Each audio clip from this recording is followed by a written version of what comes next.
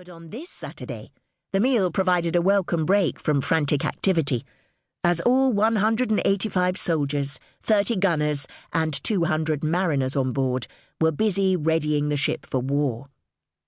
That morning, Nicholas Cooper and a couple of fellow cooks had climbed up to the stern castle, passing crew members busy festooning the decks with anti-boarding netting. They'd come to fetch the salt cod, which had been steeping in large vats of fresh water for the last 24 hours. The ship's crew was divided into messes of 6 to 8 men who ate together. Those men whose turn it was to prepare the food for their mess that day gathered on deck to collect their share of the fish.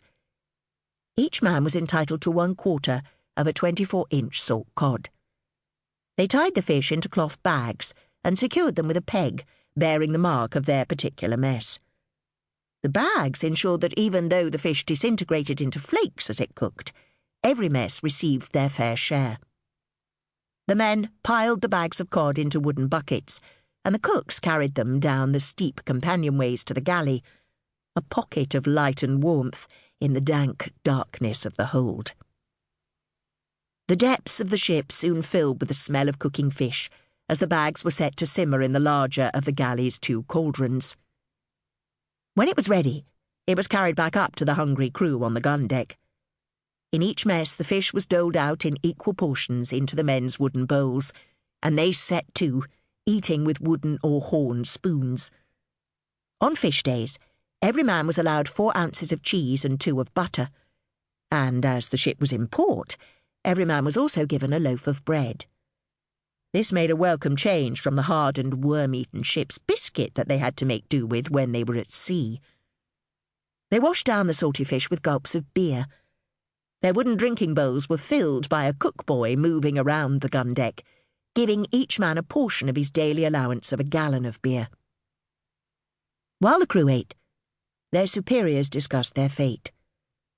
Anchored alongside the Mary Rose in Portsmouth Harbour was the flagship, the Henry Grâce à Dieu.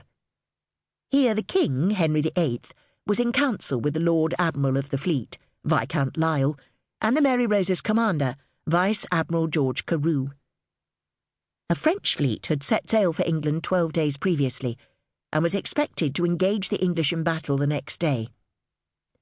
As the 3 men schemed, Lisle sketched a battle plan on the back of a document that happened to be lying on the table. It placed the Mary Rose, one of the fleet's bigger warships, at the centre of the coming engagement.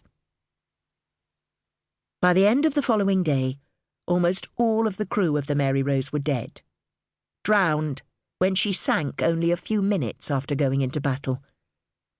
The gunners had just fired a round of cannon when a chance gust of wind caused the ship, overloaded with ordnance, to simultaneously turn and heel over. A Flemish survivor described how water flooded in through the open gun ports as the Mary Rose tipped beneath the waves. Most of the men were on the upper decks, where they were caught in the web of anti-boarding netting and taken down as she sank. At most 40 survived, perhaps only as many as 25, out of a crew of 415. The wreck has bequeathed to us one of the best collections of Tudor artefacts, including shoes and tunics, medicine vials and bandage rolls, carpentry tools, guns, bows and arrows, and the skeletons of 179 men, a rat, and a dog.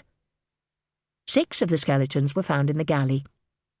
Nicholas Cooper and his fellow cooks appear to have been busy preparing a tongue and some fresh beef when the ship went down. They were probably making a meal for the officers. Scattered across the galley floor were 10 pewter plates belonging to the ship's commander, on which the food was meant to be served. Divers found wooden bowls on the gun decks. It is from one of these that we know Nicholas Cooper's name, because he had inscribed it on his bowl. On the orlop deck, and in the hold below it, archaeologists recovered the vertebrae of cattle and pigs, as well as thousands of fish spines, amid the remains of the casks and wicker baskets that once held them. These were the residue of the ship's store of beef, pork, and cod. Salt, meat, and fish, biscuit, beer, cheese, and butter were cheap, durable foodstuffs that could be stored for long periods and transported over great distances without becoming completely inedible.